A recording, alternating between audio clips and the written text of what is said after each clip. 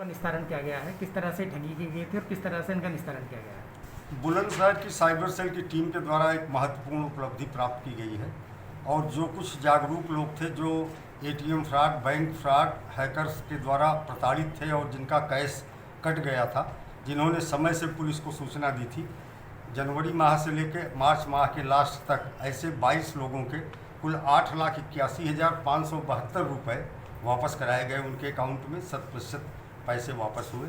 इसमें उल्लेखनीय यह है कि एक तो लोगों में जागरूकता का अभाव है, जिसकी वजह से वो काफ़ी विलम्ब से पुलिस को सूचना देते हैं। तो आपके माध्यम से मैं लोगों से अनुरोध करना चाहूँगा कि अगर किसी तरह का कोई बैंक फ्रॉड या एटीएम से पैसे गायब होने की कोई बात उनके संज्ञान में जैसे ही आती है, तत्काल पुलिस को सूचित करें। और अगर 72 घंटे के भीतर पुलिस को सूचित कर देते हैं तो हम सबका ये प्रयास रहता है कि मैक्सिमम धनराशि वापस हो जाती है।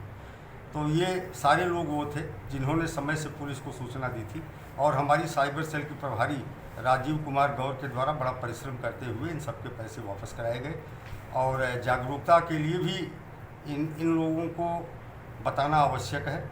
और ये जो भी लोग हैं, इनसे मेरा अनुरोध है कि भी अपने आसपास के कुछ लोगों को जागरूक करें और कभी भी कोई OTP या इस तरह की सूचना अगर किसी हैकर के द्वारा या फ्रॉड के द्वारा मांगी जाती है तो कस्टमर फ़ोन पे उपलब्ध न कराएं। यहाँ ये भी उल्लेखनीय है, कई प्रकरण ऐसे आए जिसमें गूगल के माध्यम से लोगों ने हेल्पलाइन के नंबर की तलाश की।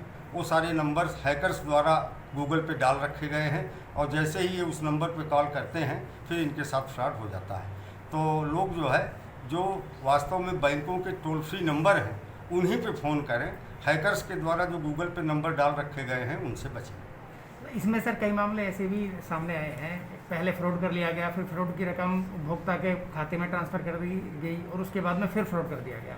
तो इस पर क्या कहना चाहते हैं? मेरा कहना ये है कि कई बार विश्वास अर्जित करने के लिए हैकर्स जो है पैसा इनका काटते हैं।